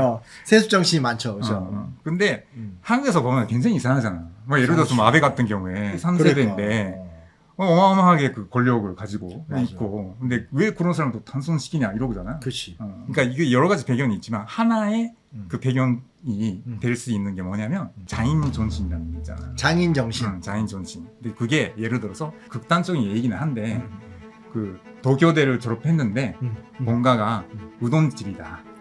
그래가지고 결국 집에 돌아와서 우동을 하는 거야? 아버지의 그 가업을 계속 해가지고 자기도 뭐 우동 가게 하는 뭐 이런 얘기가 있다던가 막 이런 얘기가 좀 한국에서 소개가 되잖아. 그렇죠. 근데 이 얘기에서 알 수 있는 것이 뭐냐면 일본에서는 굉장히 그러니까 이 세대에 걸쳐서 계속 뭔가를 이어간다는 것에 대해서 굉장히 가치를 좀 가지는 거야. 정치도 그렇게 되는 거구나. 근데 그리고 한편으로는 자 굉장히 좋은 대학교 졸업해가지고 얼마든지 좋은 취직을 할 수 있는데 그렇죠. 그럼에도 불구하고 그 우동집을 가게를 하겠다고 하는 것이 그게 자기의 사명이라고 생각해서 그렇게 한다는 거에 대한 어떤 뭐랄까 존중, 그러니까 존경심 같은 거 가지는 거야. 그래가지고 그렇죠. 정치인에 대해서는 자기 가문이 그렇다고 생각해서 자기의 이게 운명이라고 생각해서 정치인을 하겠다는 거에 대해서 긍정적으로 보는 시각이 좀 있어. 근데 게다가 그런 가문은 당연히 돈은 있지. 권력을 계속 가지고 있었으니까. 돈이 있으니까 그런 의미에서는 꼭 그거 아니어도 먹고 살 수 있는 거야. 아무것도 안 해도. 그런데 정치인 하겠다는 거는 이건 돈 때문이 아니다. 그런 거야. 그래가지고 거꾸로 생각하면은 그런 좋은 가문에서 나온 정치인들은 비리는 별로 저지르지 않을 거다. 깨끗할 것이다. 라는 기대가 있는데 그런데 이번에 나오는 거 보니까 자민당 의원들이 또 뭐 이런 뒤에서는 또 돈을 계속 가로채는 그런 행위를 계속 해왔었다라는 게 나왔으니까 굉장히 이거는 파급력이 큰 사건이죠. 근데 그리고 이게 정말 재밌는 부분이 뭐냐면 이 파벌이 있다라는 얘기는 한국에서도 많이 소개가 되는 얘기잖아요. 일본의 정치. 그거 뭐 항상 듣는 얘기죠. 근데 파벌이라는 뭐 명칭 자체도 좀 뭔가 좀 냄새 나잖아. 좋은 느낌이 아니지. 이 문제도 사실은 알아야 되는 게 뭐냐면 자민당의 역사를 좀 알아야 되는데 자민당이 그 소위 말하는 그 55년 체제라는 걸로 생긴 그렇죠. 전당이야. 그때 왜 그 자민당이 생겼냐면은 진보 계열. 일본에서는 그때가 혁신이라고 합니다. 혁신계. 혁신 세력이 그 합단해가지고 하나에 뭉쳤어. 굉장히 그게 그 보수 진영한테는 위협이 된 거야. 근데 게다가 그 당시는 그러니까 1950년대에는 그러니까 노동운동이라든가 이런 게 활발해지고 같은 그렇죠. 그런 분위기에 있었기 때문에 우리도 하나에 합쳐야 된다. 보수대연합. 그렇지. 그 보수대연. 근데 그래가지고 그때 자유당하고 일본 민주당이랑 두 정당이 합쳐지면서 또 자유민주당이라는 정당이 있어요. 줄여서 자민당이 된 그렇지. 거죠. 근데 기업도 마찬가지인데 네. 예를 들어서 뭐 어떤 뭐 이런 얘기 많잖아. 그러니까 은행이 하나의 은행으로 통합됐다. 그러면 어쩔 수 없이 어느 쪽 은행 출신인지 이게 그 그치. 회사 안에서 개파 싸움. 그렇게 될 수밖에 없어. 당연히 그 내부적으로 그 조직원들이 합치려고 하지가 않지. 근데 재미있는 거는 아까 그 리크루트 사건이라든가 이런 게 있어가지고 일본에서는 나름 여러 가지 그 정치 개혁이 있었단 말이야. 그때까지. 하나가 중의원 선거. 중의원이 중요하니까 일본에서는. 그러니까 중의원 선거에서는 그 전까지는 증선거구제였는데 맞아. 일본은 중선거구제. 예, 그래 그거를 소선거구제로 바꿨어. 우리나라처럼 바꿨네? 그렇지. 근데 그것도 목적이 여러 가지 있었는데 의도는 하나는 이거였어. 준선거구에서는 복수의 당선자가 나오는 거기 때문에 당연히 자민당도 자민당 내에서 후보가 몇몇 나오는 거야. 자민당 내에서도 이기는 사람이 있고 지는 사람이 있는 거니까 자민당 내에서도 싸워야 되는 상황이 되는 거잖아. 그렇죠. 근데 그러면은 당연히 같은 선거구 내에서 파벌 간의 싸움이 되잖아. 그러면은 무한 경쟁이 되어버리기 때문에 돈이 엄청나게 많이 드는 거야. 그러니까 돈을 안 써도 선거에 나갈 수 있는 그런 제도를 만들기 위해서는 소선거구 제도가 돼야 된다. 이게 하나의 그 저기 리더였어. 자민당 내 경쟁을 좀 줄이자. 그렇지. 또 하나는 소선거구 제도는 한 명만 이기고 나머지는 딱 떨어지는 거야. 그렇죠. 살벌하지. 살벌하지. 근데 살벌한데 그런데 확실하게 민심이 돌아섰을 때는 여당도 금방 정권을 잃게 되는 거고. 효과 크지. 그러니까 정권 교체가 굉장히 이루어지기 쉽다. 그러니까 사실은 그때 사실 파벌이라는 게 굉장히 약화가 됐어. 소선거구제를 도입하면서. 그렇지. 왜냐하면 그 전에는 돈이 필요하기 때문에 그러니까 개인으로는 그 싸우기가 힘드니까 파벌에 응원을 유지할 수밖에 없었는데 근데 그런 필요가 없어졌으니까. 근데 문제는 파벌이 약해지면서 비주류파였던 아베파, 현재 아베파가 약진하게 된 계기가 된 거야. 그 고이즈미 수상이 나왔잖아. 네네. 고이즈미가 이 사람이 굉장히 좀 포퓰리스트적인 그 측면이 있는 사람이어가지고 항상 하는 얘기가 나는 자민당을 파괴시킨다 이 얘기예요. 자민당 당수가. 근데 그 얘기에 국민들이 넘어간 이유가 고이즈미가 비주류파였고. 그 안에서. 그러니까 자민당 망가뜨린다는 거는 그러니까 자민당의 주류파를 망가뜨린다는 얘기였던 거지. 기성 질서 주지입니다. 그리고 고이즈미가 굉장히 무서운 것을 했어요. 그게 뭐냐면 그 의전 민영화라는 것이 가장 중요하게 그 개혁의 중심을 내세웠었는데 사실 의정국이라는 게 일본에서는 그러니까 은행 역할도 하고 보험 역할도 하는데 이게 어마어마한 큰 존재인 거야. 게다가 이게 그 본적인 존재이기 때문에 그런 큰 기득권 단체는 하나의 그런 뭐랄까 정치적으로도 자민당 지탱하는 세력이기도 하는 거잖아. 그러니까 그 이권을 받고 있는 자민당 사람들은 그 위원들은 오히려 거꾸로 아니 그런 거 하면 안 돼, 민영화하면 안 돼 이렇게 할 거잖아. 근데 그때 고이즈미가 민영화에 반대하는 사람들은 권총에서 딱 떨어뜨리고 그뿐만 아니라 무소속으로 그 선거에 나가더라도 그 사람을 죽이기 위한 대립 후보를 다 내세운다 이렇게까지 했어. 그러니까 각 선거구에 내 말 안 듣는 그 원래 자민당 의원이 선거에 나가면은 그 사람이 질 수도 있을 만큼 그 지면도가 있는 정치인은 아닌데 예를 들어서 뉴스캐스터였다든가 그래서 선거에서 엄청나게 이기고 고이즈미는 완전 피바 뭐 일으켰지 그 일본에서. 그래가지고 자민당은 그때 되살아났는데 근데 한편으로는 자민당이라는 조직의 내부적으로는 엄청난 그 세력 변화가 일어난 거야. 지금에 이르는 아베파는 그 고이즈미가 에서 계속 이어진 거기 때문에 거기서는 후계자가 아베잖아요. 근데 같은 계파예요. 같은 계파. 그래가지고 아베도 똑같이 이 소선거구 제도를 그런 식으로 이용한 거야. 내 마음에 안 드는 사람은 선거 못 나간다. 그래가지고 비주출파였던 아베파가 갑자기 주류가 된 거야. 그러니까 뭐 일단 세력상으로 자기네들이 세력을 확대하는 것밖에 관심이 없는 계파인 거야. 그러니까 다른 파벌은 어느 정도 그 역사적인 배경이 있기 때문에 우리하고 어느 정도 사상이 좀 같이 하는 사람들 아니면 좀 그런데 아베파는 일단 사람 수를 누리는 인원을 누리는 게 우리의 힘의 원천이기 때문에 누구나 다 받아들이겠다. 그런데 우리 말을 들어야 돼. 막 이런 식인 거야. 그렇게 무리하게 확대를 하는데 다 돈으로 하네? 돈이 필요하잖아.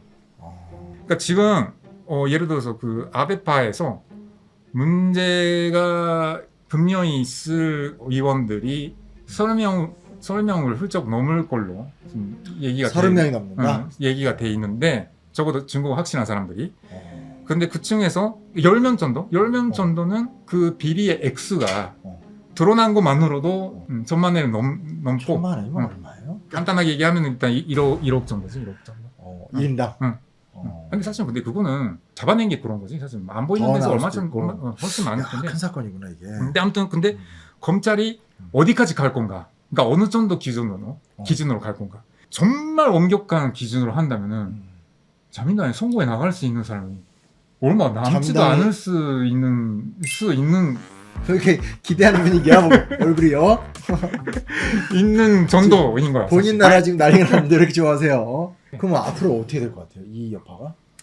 자, 여기가 굉장히 중요한 부분이지. 한국에서 이 문제에 대해서 굉장히 관심을 가져야 되는 이유라고 생각하는 게, 뭐 아베파는 해체될 가능성이 높다고 봐. 그 정도로. 아베파는 해체될 가능성이 높다. 왜냐면 아베파가 지금 후계자도 없는 상황이잖아. 뭐 기시다는 뭐 이제 뭐 얼마 안 남았어. 자, 그러면 그렇다면 누가 되는가? 가장 유력한 거는 이시바 시게루라는 정치인이 있어. 이시바 시게루. 이시바 시게루가 사실은 어떻게 보면은 항상 특히 자민당 지지자들 사이에서는 다음 수상으로 그 첫 번째로 꼽혔던 사람이거든요. 그러니까 같은 국회의원들 자민당 국회의원들 사이에서는 인기가 없는데 국민적 인기는 뭐 최고인 거야. 그 이시바라는 사람이. 개인적으로 봤을 때 이시바라는 사람은 굉장히 논리적이고 그 아베하고는 전혀 다른 스타일이야. 근데 문제는 사상적인 부분에서는 어떤가? 그게 걱정되는 거죠. 사상적인 부분은 어떤가? 특히 국방이라는 부분에 있어서는 아베보다도 우파라고 볼 수도 있을 것 같아. 그래? 그러니까 예를 들어서 이런 거야. 아베는 사실 이것도 굉장히 좀 애매한 부분인데 한국에서는 아베가 극우로 알려져 있잖아요. 뭐 그렇죠. 보수적인 사람이지. 근데 아베가 극우라는 게 진짜로 극우인가 하면 참 의심스럽다고 해야 되나? 그러니까 이게 하나의 자기가 살아남을 길을 그쪽으로 잡아버려가지고 그랬다는 그런 의견들도 많이 있어요. 예를 들어서 말로는 굉장히 도발적인 얘기를 하는 거야. 자빠가 약해진 다음에는 찾아가지고 얘네들은 뭐 매국노다 해가지고 막 이렇게 하면은 되게 우파적인 사람들 관심을 얻을 수 있잖아. 이시바는 그게 아니라 진짜로 필요하다고 생각하는 사람. 얘기가 되게 밝기 시작했다 분위기가 이렇게 갑자기 어두워지는 거야. 얘기하면서는 내가 좀 무리지는데. 그러니까 일단 현재 정리해 보자면 그 소위 말하는 꽤 오랜 기간 동안에 무소불위의 권력을 자랑했었던 아베와 아베 계열이 정치자금 문제로 완전히 외통에 몰렸고 이거로 인한 여파가 앞으로 굉장히 일본 정계에 큰 파장을 미칠 건 분명하다. 기시다 내각도 계속 간다는 건 불가능하다. 이 와중에 자민당 내에서의 새로운 재조정이 있을 텐데 훨씬 더 신념에 찬 보수적인 정파 권력을 잡을 수도 있다. 이 현재적인 입장 아니고요? 좀 알겠습니다. 마무리 일단 지죠. 난 이렇게 우리 유튜브에서 정치 얘기해 본 적 처음이네. 정치 얘기 잘 안 하는데 아무튼 일본에 굉장히 큰 변화, 급박한 변화가 진행이 되고 있고요. 모쪼록 좀 일본이 더 나은 단계로 발전하는 과정을 갔으면 좋겠고 옆 나라 얘기지만 너무 잘 몰라서 진짜 이런 얘기도 낯설거든요. 그래서 좀 이런 거 보면서 일본 내에서의 변화들이 있고 또 그 변화가 우리나라랑 좀 다른 구조로 흘러간다.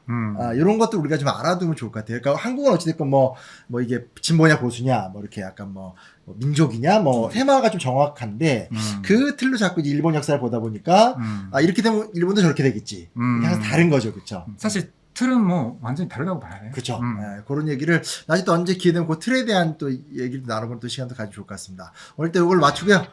다음 시간에 또 이어서 얘기를 좀 나눠보도록 하겠습니다. 수고하셨습니다. 네. 네, 안녕하세요. 심용환입니다. 여기는 일본이었으면 좋겠고요. 우리 현재 사는 심용환이 잘 돼서 일본 현지 촬영. 그런 거 하면 재밌겠다. 이 아픈 저기 아사히 신문사입니다. 아니 아사히 신문사보다 산케이 신문사입니다. 여기가 극우의 성지죠. 지난 시간에도 막 재밌다면서 막 일본 정치 스캔들 얘기해 주셨어요. 나만 재밌었나? 아니야. 그 뭐야? 근데 그러면서 막 통일교 얘기를 나한테 막 하려고 하던데. 아니 왜냐면 그 얘기 뭐예요? 그게 무슨 얘기예요? 물론 이제 그 아베 수상이 저격당할 때 뭐 통일교와의 의논 이런 얘기 듣긴 들었거든요. 최근에 우리나라 이제 신천지가 힙하거든. 트렌드가 좀 바뀌었어. 그래서 통일교가 약간 올드한데 이 이야기가 얼마나 재밌어질지는 형님의 입술에 달렸습니다. 근데 그러니까 신천지는 솔직히 별거 아니라고 생각해. 처음부터 나는 그렇게 크게 얘기할 만한 내용인가 하는데 사실 통일교의 얘기는 진짜 어마어마해 사실. 그렇죠. 그렇다고 하는데 이걸 잘 몰라서 우리도. 근데 내가 그러니까 딱 그 아베가 저격당을 해가지고 죽었을 직후에 한국 어떤 TV 방송 나왔었고 시사 프로인데. 근데 거기 좀 쉬는 시간에 그 사회자분께서 군대 일본에서는 이 아베가 그 암살당한 걸 뭔가 좀 한국의 통일교와 관련돼 있는 것처럼 그런 얘기가 조금씩 나왔던 시기였거든. 그 얘기가 아직 이제 정확하지 않을 때 얘기하셨어. 그러니까 그게 하나의 음모론이라고 생각하신 거지. 근데 충분히 이해가 가. 왜냐면은 좀 연결될 것 같지도 않잖아 사실. 한국 사람들이 통일교를 잘 몰라요. 그러니까 통일교 믿으시는 분들은 모르겠지만 안 믿는 사람들 입장에서는 잘 모르고 그냥 무시를 하는 거. 그냥 뭐 어떤 그런 기독교 이단 종파 뭐 이 정도 꽤 교세가 컸다 이거 말고는 잘 몰라 솔직히. 근데 자 그 당시 어떤 상황이었냐면은 처음에 그러니까 이게 야마가미 테츠야라는 그 용의자가 그러니까 실제 그 죽인 사람 그 사람이 체포를 되면서 근데 경찰에 진술을 하면서 어떤 종교 단체에 대한 그 원한 때문에 그 범행이 이뤘다 정도의 얘기가 처음에 조금 나왔어. 맞아. 근데 나는 그 얘기 들었으니까 혹시 통일교가 아닐까라고 그래서 생각했어. 바로. 아니면 통일교가 아니면은 뭐 일본 회의에 관련된 어떤 종교 단체일 수도 있는데 사실 그 가능성이 희박하다고 생각했어. 진짜? 왜냐면은 통일교의 영향력은 사실 일본 회의에 소속하는 그런 종교 단체 영향력하고 비교가 안 된다고 봐. 일본 회의는 뭐고 통일교 뭐예요? 일본 회의는 우익단체 연합체 그런 거 아니에요? 일본 회의도 종교하고 굉장히 큰 관련이 있어. 진짜?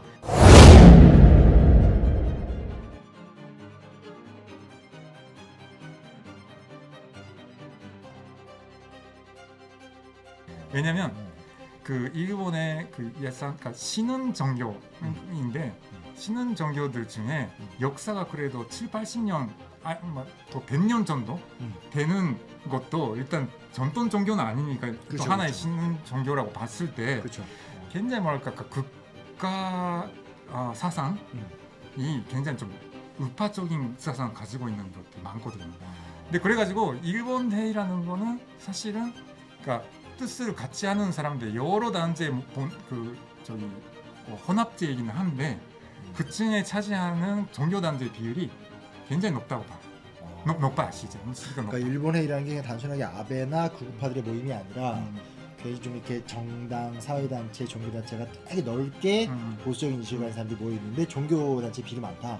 근데 그런 사실 그렇구나. 근데 아무튼 근데 처음에 그러니까 그 용의자가 아베 죽인 사람 종교에 대한 원한 때문에 죽였다라는 얘기를 했다라는 얘기가 나왔을 때만 해도 어느 종교이라는 얘기는 전혀 안 나왔어. 언론에 안 나왔는데 그때도 아마 내 생각에는 그 주간 문춘이었을 거야. 문해춘추. 사실 문해춘추하고는 좀 다른 잡지. 그러니까 같은 회사 잡지인데 문해춘추는 월간지. 맞아. 월간지. 그 주간 문춘이었을 것 같은데 거기는 그러니까 타부가 없으니까 그런 의미에서는 써버린 거야. 그러니까 그 전까지는 일본의 언론의 가장 안 좋은 점은 확실하지 않으면 안 쓴다라는 게 있어요. 이게 굉장히 나쁜 버릇인데. 우리랑 반대네요. 그래. 한국은 막 쓰잖아 우리. 막 써. 그러니까 한국은 성향이 다른 신문 보면 전혀 다른 얘기가 써 아, 있잖아. 너무 힘들어 진짜. 근데 한 번 나오니까 그때부터 나오기 시작한 거야. 나온 거지.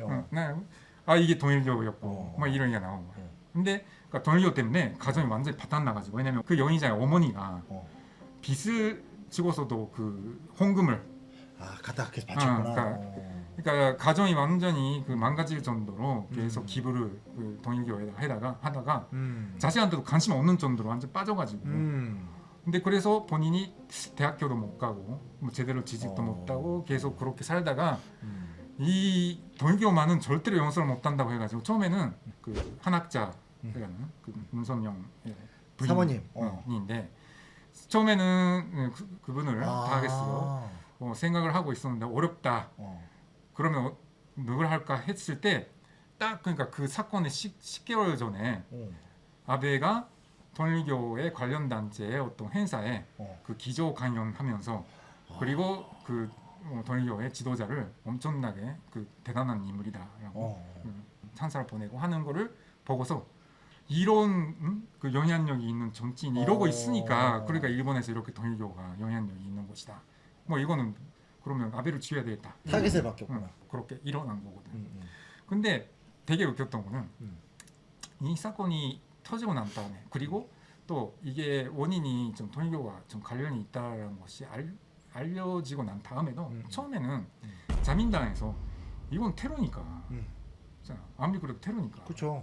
그러니까 이런 번역적인 것이 일어나서는 절대로 안 된다라는 식으로 해가지고 적어도 자민당한테 불리한 쪽으로는 가지 않을 거다라고 생각을 했는데 근데 그때부터 동일교하고 자민당 특히 그 아베파하고의 고문 관계가 속속 보도가 되면서 무슨 관계? 그러니까 밀월 관계? 밀월 관계 그리고 그게 문제가 있는 관계라는 것이 밝혀지면서 분위기가 확 바뀐 거거든요. 특히 동일교 문제에 대해서 어떻게 보면 뭐 집요하게 취재를 해왔던 어떤 저널리스트들의 존재가 있는데 그 중에서도 스즈키 에이토라는 그 저널리스트가 있어. 통일교 전문이야? 이었으니까. 갑자기 또 유명해졌겠네. 근데 이분이 9년 동안에 걸쳐서 계속 자민당하고 동일교의 관계를 취재를 해왔던 사람이었던 거야. 9년이요? 9년 동안. 대단하다 진짜. 대단하지. 게다가 그때는 돈도 안 됐을 텐데 어떻게 뭐 먹고 살면서 했대? 와. 근데 이 사람이 모든 거 다 알고 있는 거야. 근데 그리고 아니 그게 그러니까 더 이상은 음모론도 아니고 다 확고한 저 증거가 있으니까. 그래가지고 분위기가 확 바뀐 건데.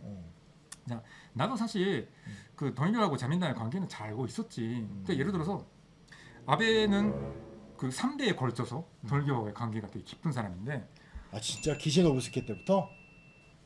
사실 동일교가 그 일본에서 그렇게 순조롭게 활동할 수 있었던 키시노부스케 덕분이라고 봐야 돼요. 그래요? 그 정도요. 또 그렇게 연결돼? 왜냐면은 일본에서는 그 1964년에 그 종교 단체로서 그 승인 받아가지고 활동하기 시작했는데 교단의 본부 교회 키시 정권 때는 그 키시가 안 쓴다고 해가지고 그 수상 건조를 제공받아가지고 수상 관절을 통일교 활동 본부로? 와 진짜? 그러니까 뭐 키시노부스케는 당연히 그 동일교 행사에도 그 직접 간 적도 있고 그뿐만 아니라 심지어 그 동일교가 또 미국에도 진출하고 있잖아요. 그렇다면서요. 근데 미국에서 그 거액의 그 탈세로 검거가 됐는데 그때는 이미 그 수사는 아니었지만 키시노부스케가 로널드 레이건 대통령한테 편지를 써가지고 전 수상이라고 해가지고 봐달라고. 진짜? 문선명 그런 분이 아니라고 하면. 그런 분이 아니라고? 진짜요? 와. 그 정도. 그러니까 뭐 이게 뭐 그러니까 그거는 사실 알만한 사람은 다 알고 있는 얘기였기 때문에. 왜 이렇게 한국 사람들 몰랐지 이 얘기를? 그러니까 되게 신기한 거예요 사실은. 진짜 몰랐어요. 나도 정말 형 처음 듣는 얘기야. 내가 어지간한 얘기를 아는데 진짜 처음 듣는 얘기야. 와 진짜. 이야, 나 너무 신기하다 이거. 근데 이제 그래가지고 진짜. 자 1960년대에는 이미 일본에서는 되게 예를 들어서 아사히 신문 같은 신문에서 네네. 자식이 동일교 신자가 돼가지고 곤란한 상태에 빠져 있는 부모들 뭐 이런 기사도 나오고 그러겠지. 좀 문제가 좀 되기는 했었어. 그렇죠.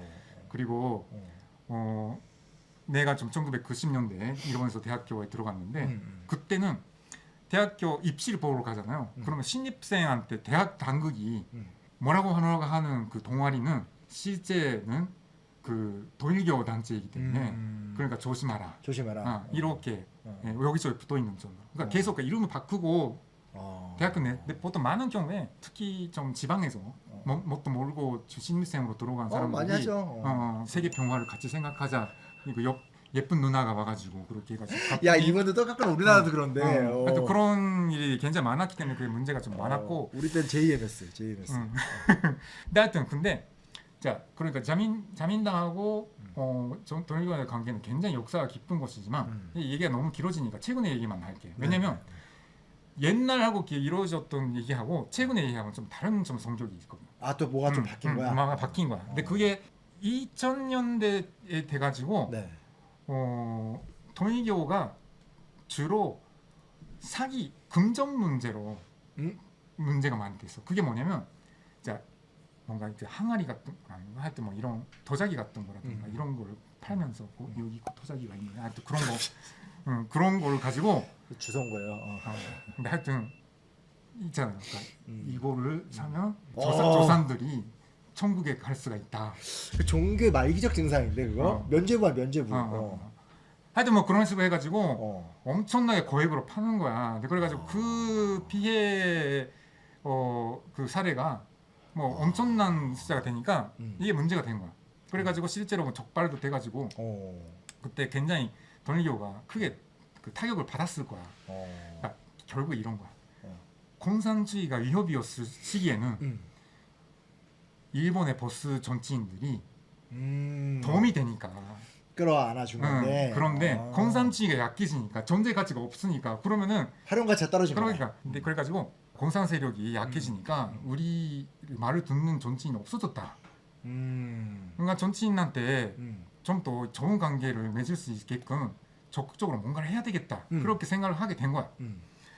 그래가지고 그 노력이 결실된 게 아베가 정권에 다시 부활되는 그 시기였다라는 게 그 스즈게이토라는 사람의 그러니까 아베 정권의 등장이라는 게 통일교의 적절 오비와 괴를 같이 한다. 그 아베 정권이 제 1차 아베 정권일 때는 그때도 동일교하고의 관계는 있긴 있어. 예를 들어서 뭔가 행사 때 그 저기 즉사를 보낸다거나 이 정도는 했는데 사실 근데 뭐 정치인들은 다 축사는 다 보내잖아. 그렇지. 그러니까 기본적으로 다 가니까. 근데 딱 그걸만 가지고 뭐라고는 할 수 없는 거야 사실은. 근데 아베가 다시 부활하면서 그때부터는 장기 집권할 때. 그때부터는 정말 동일교에 기대기 시작했다 어떤 면에서는. 근데 그 증거가 있는데 그게 뭐냐면 아베 기자님 대단하시네. 위협 암살 위협 이런 거 없었대? 야. 자 그게 뭐냐면 아베가 다시 그 정권에 돌아온 게 2012년 말인데 2013년도에 참의원 선거가 있었는데 그때 그 동일교 내부에서 그러니까 교회끼리 그 지령으로 보낸 텍스 입세를 했는데 거기에 뭐가 써있냐면 자민당 어떤 신임 후보 이 사람을 당선시키는 게 우리의 사활 문제다. 사람을 꽂는 거. 그러니까 사전 투표로 반드시 그 이분한테 투표를 해달라. 그리고 자기 가족이라든가 주변 사람한테 부탁하고 그리고 투표를 하면은 반드시 보고를 하라. 칠하셔 돌았구나. 자, 이 후보는 상식적으로는 당선 못할 정도의 수준밖에 지명도가 없는 신인 후보였는데 결과적으로는 14만 표를 얻어가지고 그 당선됐어. 동일교에서 파악한 걸로는 8만 표는 동일교가 얻어준 표. 동원한 거야. 그리고 14만 표에 8만 표는 굉장히 크잖아. 가반수니까. 어마어마하지. 그러니까 절대로 이 표가 없었으면은 당선 못됐던 사람인 거야. 근데 그때 그 팩스에 또 뭐가 써 있었냐면은 다음 국회 때 우리 그룹이라고 썼는데 일단 동일교잖아. 동일교에 대한 추궁이 있을 것으로 좀 예상이 되어 있는데 그걸 절대로 막아야 된다. 그러기 위해서는 이분이 필요하다. 라고 써 있습니다. 근데 이거는 너무나도 그 분명한 사실이기 때문에 그러니까 소개를 하는 건데 그뿐만 아니라 여러 일본의 그 후보들한테 지원한 그런 증거는 어마어마하게 많아. 자민당은 야 이런 부분에서 완전히 어떻게 보면은 낙후된 거야 사실. 그러니까 그러네. 권력을 가지고 있기는 한데 이미 제대로 된 그 정치 집단으로서 권력을 가지고 있는 게 아니라 권력을 유지하기 위해서는 아무 세력이나 결탁하는 그런 단체로 몰락한 거예요 사실. 그러니까 일본 회의 같은 거도 그 드나들고 막 이렇게 된 거야 사실. 우리나라에서 이제 소개된 어떤 그런 것과 좀 다른 맥락으로 봐야 되겠네요. 응, 그렇지. 이 형이 얘기를 듣고 있다 보면 현대 자민당의 정치가 위기인데 그렇잖아요. 이런 거에 의존하고 이런 것 때문에 눈 감아주고 이런 것 때문에 뭐 해주고 문제인데? 엄청 문제지. 엄청 큰 문제. 당연히 그 동일교 쪽에서는 신도니까 이상한 기대를 하는 거야. 그러니까 이렇게까지 우리 행사에까지 와주니까 좀 그래도 우리하고 사상도 좀 비슷해진 거 아닌가라는 기대도 하고 뭐 이렇더라고. 실제로 보니까 내부 문서 같은 거 보니까. 그러겠지 뭐. 근데 그러니까 지금으로서는 자민당 그 의원들이 열심히 부정하고 있어. 그냥 몰랐는데 아니다. 동일교 단체라고 몰랐는데 그냥 그 누가 가라고 했으니까 갔다 뭐 이런 식으로 얘기하는데 근데 아니 그게 아니지. 왜냐면 미국 출장도 같이 가고 동일교 간부들이랑 동일교의 공식 유튜브 채널에 다 영상 일본 자민당 의원들이 나와가지고 어떤 얘기를 했는지 한번 봐봐. 그러니까 이제 보통 우리가 자민당이나 일본 정치 이야기하면 사실 그냥 뭐 우파적이고 그 군국주의의 부활 이런 거에 대한 두려움 위주로 생각을 많이 하게 되고 그냥 이제 그냥 자민당은 좀 보수적이니까 정권 교체가 됐으면 좋겠다 이런 생각 많이 하잖아요 한국 사람들은. 근데 이제 형의 말을 들어보고 나면 아까도 얘기했던 거지만 이게 실제로 시간이 쌓이면서 현대 정치로 들어오게 되면서 자민당의 권력 기반이라는 게 굉장히 취약해지는 부분도 분명히 있고 그걸 메꾸는 방식이 아주 불건전한 방식으로 메꾸게 되고 근데 지난 시간에 이야기를 같이 섞어본다면 그 상황에서 야당은 약하기 때문에 즉 대체 세력이 약하기 때문에 참 일본의 정치도 앞으로의 과정이 좀 험난하겠다 그런 게 되는 거네. 그렇지. 그걸 이제 우리 쪽으로 돌려오면 우리도 남의 나라처럼 이야기는 하지만 사실은 뭐 또 한국 같은 게 이제 또 보수 진영에서 뭐 뉴라이트나 이런 것들 보면 이제 또 한국의 이제 보수 기독교 세력들이 태극기 집회 이런 세력들이 또 많은 영향을 미치고 있는데 이 종교가 사회에 미치는 좀 잘못된 영향이 쌓이다 보면 얼마큼 심각해질 수 있는가? 정치 자체를 타락시킬 수도 있다. 뭐 그런 걸로 좀 느낌 되는 거 아닐까요? 그렇죠. 그러니까 사실 그러니까 제가 생각하기에는 그러니까 일본의 우파를 비판적인 시선으로 보는 거는 뭐 당연한 걸 수가 있지. 한국인 입장에서. 근데 그렇다면 그리고 있는 그대로를 다 봐야 된다고 생각해요. 그런 것 같아요. 근데 있는 그대로 본다면은 사실 그래도 한국의 종교 단체인 동일교가 어떤 영향을 가졌었든 이거에 대해서 사실 아무도 얘기 안 하는 건 조금 아니 몰랐다니까 잘 진짜로. 어떻게 모를 수가 있어? 아니 나는 뭐 몇십 년 전부터 알았는데 몰랐다고. 그렇군요. 네, 그리고 어떻게 보면 한국의 세력이 일본의 가장 극우적인 사람들을 지탱하는 그런 역할을 하고 있는 부분도 있다는 게 사실인 거잖아. 일반적인 입장에서 봤을 때 뭐 자민당에 그런 사람들이라면 어쩔 수 없다. 단지 그걸 다 알아야 되고 이런 사람을 정말 투표할 것인가 뭐 이거를 저로서는 그거를 분명히 좀 일본 국민들한테 얘기를 해야 될 거고 그리고 한국에서 본다면은 자민당 비판하는데 이런 중요한 부분을 얘기 안 하고 얘기하는 거죠. 더구나 또 이제 한국이 기독교인들이 많아서 이런 거 굉장히 발끈한 주제거든. 근데 잘 모르니까 의미가 있는 시간인 것 같습니다. 2주에 걸쳐서 얘기했고 저기 아마 지금 이 영상 뜰 때쯤이면 저희 그 VIP 회원인가요? 저희 멤버십 회원들한테는 이 전체 통영상을 볼 수 있는 서비스가 있습니다. 얼마나 이 형이 오래 얘기했는지 원본 영상을 통해서 확인할 수 있습니다. 수고하셨습니다. 네, 감사합니다. 네.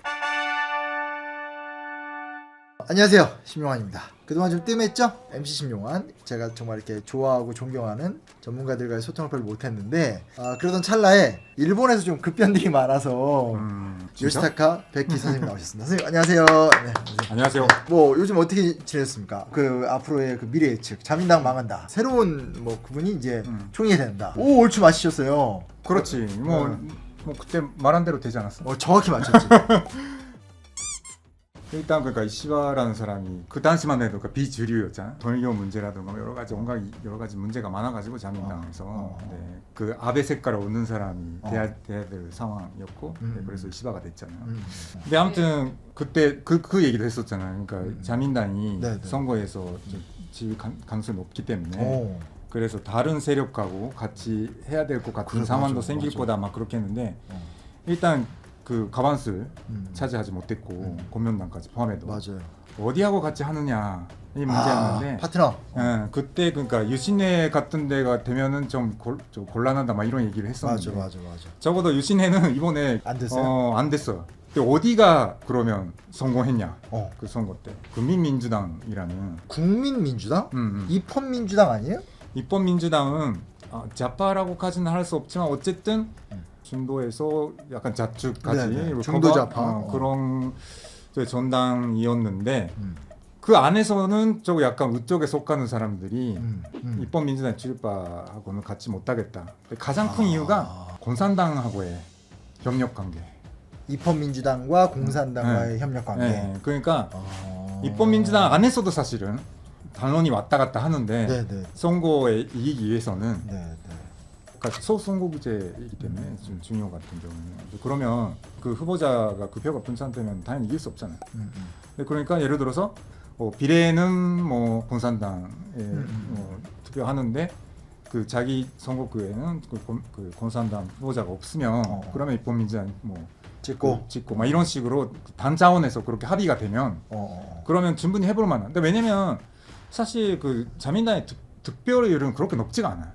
그러니까 야당이 다 뭉치면은 자민당 쳐요. 아 진짜? 그렇지. 근데 그 공산당이란 정당은 큰 정당은 아니지만 어마어마하게 그 조직력이 좀 있는 정당. 여전히? 그 그렇지. 오래된 정당이잖아요. 일본에서 가장 역사가 긴 정당이지. 어쨌든 공산당 찍는 사람들은 공산당밖에 안 찍기 때문에 다른 선택지 고려하지 않는 그런 지지자들이란 말이에요. 그런 사람들이 같이 하게 되면 굉장히 그 선거전을 뭐 유리하게 펼칠 수 있잖아요. 근데 그런 면도 있는데 또 한편으로는 약간 좀 진보적이다 막 이런 유권자들 중에서도 그래도 공산당만은 안 된다고 생각하는 사람도 있단 말이지. 사실 일본에서의 젊은 사람들이 생각하는 진보라는 거는 굉장히 낡은 사상. 그러니까 일본에서는 사실 자민당보다 공산당이 보수라고 생각하는 사람이 많아요. 아 자민당보다 공산당이 보수다? 신박한데? 아 진짜? 근데 왜 그러냐면 왜 그렇게 되냐면 자민당이라는 정당은 사실은 그 투표랑 이념이 있는 정당이 아니에요. 사실 어떻게 보면. 은근히 나올 때마다 이렇게 자민당을 굉장히 근본적으로 디스를 해. 근데 그럴 수밖에 없는 게 자민당이라는 거는 그러니까 권력을 유지하기 위해서는 얼마든지 변할 수도 있는 거고 세속적인. 세속적인 어떻게 보면은 진짜 변화가 느리고 보수적이기는 한데 그래도 변화하기는 하는 정당이긴 다행이다. 한다. 아, 그런데 공산당은 안 바뀌는구나. 절대로 안 바뀌는 화석 같은 그런 집단이다 이렇게 생각하는 거예요. 화석 같은. 그럼 전체적으로 봤을 때는 어찌됐건 좀 이념적 색채는 희석이 되면서 좀 더 실용적이거나 현실적인 문제들 위주로 좀 변화하고 있는 노정에 있다. 그렇죠. 사실 지금 일본에서는 이념이라는 게 전혀 안 먹히는 거 같아요. 결국 그게 우쪽이든 좌쪽이든 간에. 근데 그러다 보니까 더 우쪽인 사람들은 굉장히 답답한 거예요. 자민당이 답답해가지고 자민당이 너무 싫어서 극우 정당이 몇 개 생겼어. 또 새로? 아직까지는 전혀 뭐 신경 쓸 만한 그런 수준은 아니지만 아니고. 지금 적어도 확실한 거는 이제 일본의 정치 판도가 굉장히 그래도 유동적이 될 수도 있을 것 같은 그런 좀 상황이다. 변곡점 될 수도 있는 그런 잘 상황. 지켜봐야 되겠네. 어쨌든 근데 생각보다 전통적인 좌파의 효과를 기대를 못 받고 있다. 좌파는 끝났다. 약간 좀 일본의 좌파랑 한국의 좌파는 다르죠. 그렇죠. 많이 다르죠. 사실은 공통점을 찾기가 힘든 정도 잘 다르죠. 핵심적인 차이는 아무래도 또 내가 좀 한국에서 살고 있는 외국인이다 보니까 네. 외국인이라고 하기 너무 오래 살지 않으셨어요? 하여튼 그렇지. 막 그 얘기도 좀 이따가 하지만 그 시야로 봤을 때 어. 그 일본의 자파 집단들은 진짜 그 약자에 관심이 있다라는 게 어떤 약자에 관심이 있는가 하면 아무래도 외국인이 관심 많고 그 외국인의 인권 아니면 손소수자 반대로 민족주의적인 성향이 굉장히 약하다기보다 사실은 이게 되게 재밌는 게 이론이 있었어요.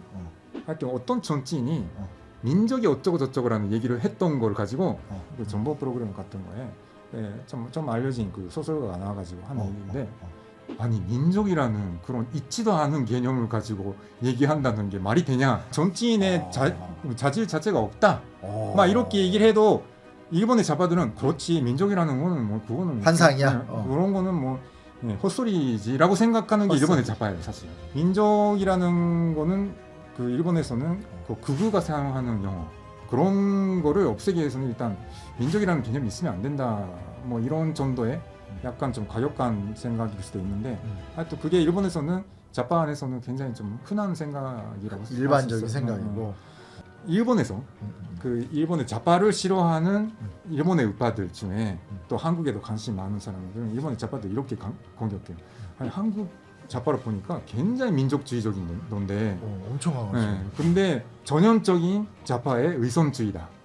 그러니까 본인들이 절대로 받아들일 수 없다라는 개념을 저쪽에서는 온갖 하고 있는데 왜 한국의 민족주의에는 아무 소리도 안 하는가? 근데 그 이유가 결국은 우리는 그 나쁜 짓을 했기 때문에 한국한테 속죄의식 같은 거 이게 오히려 한국을 무시하고 한국을 나약한 존재로 보면서 그런 태도이기 때문에 굉장히 위선적이다 이라는 식으로 비판하는 사람들도 있어요.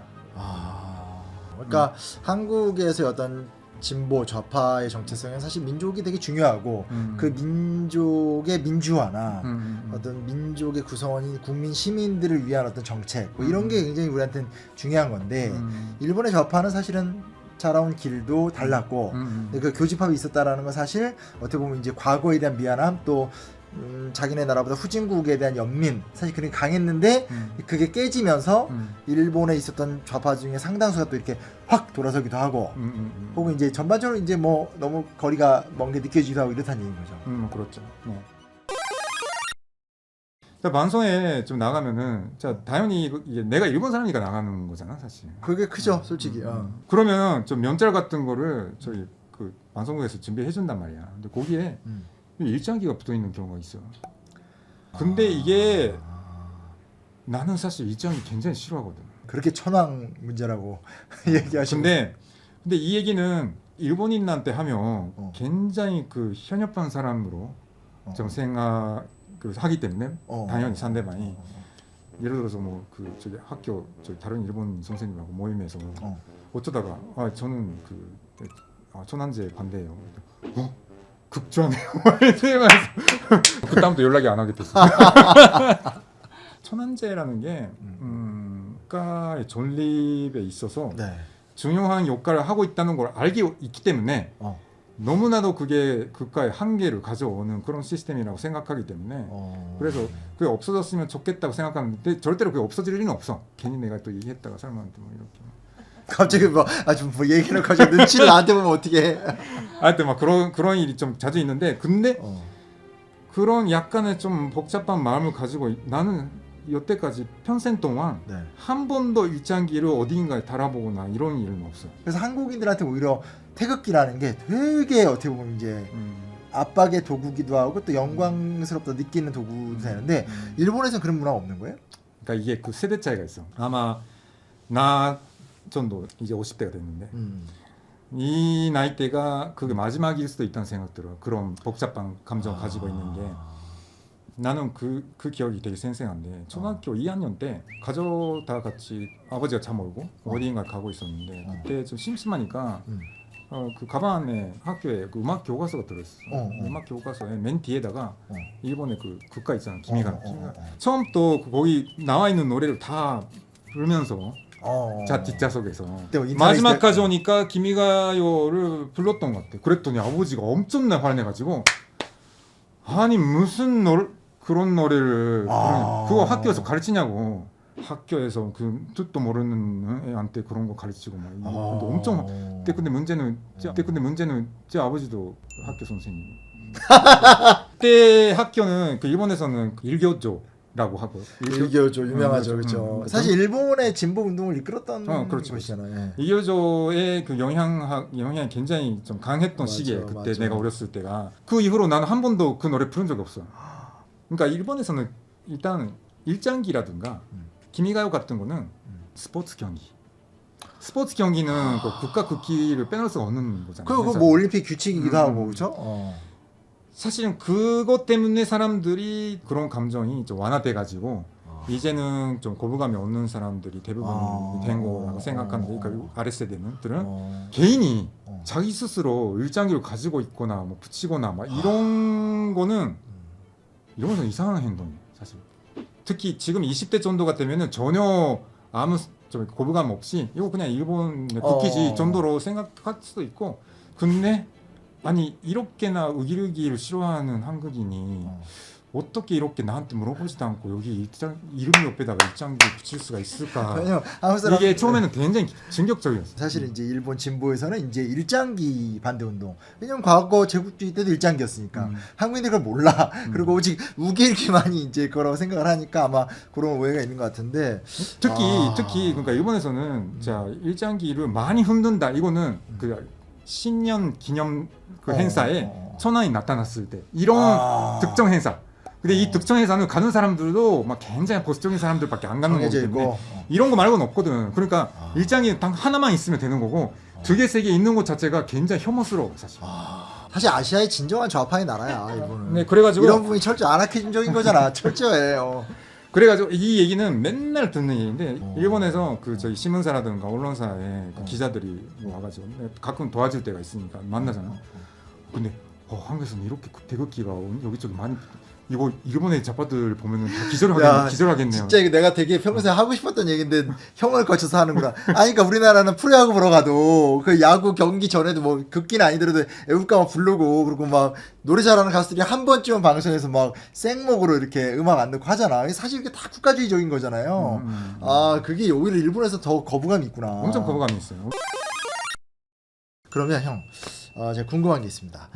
이번에 어찌됐건 한국에서 지금 12.3 내란 사태가 일어났고 그걸 지금 탄핵을 통해서 이제 수습해 가는 과정에 초입에 우리가 만났는데 경계인이 보기에 혹은 또 일본인이 보기에 어떻게 느끼세요? 우리나라가 또 다른 관점을 많이 보일 것 같아서. 근데 사실 이거 알아? 뭐.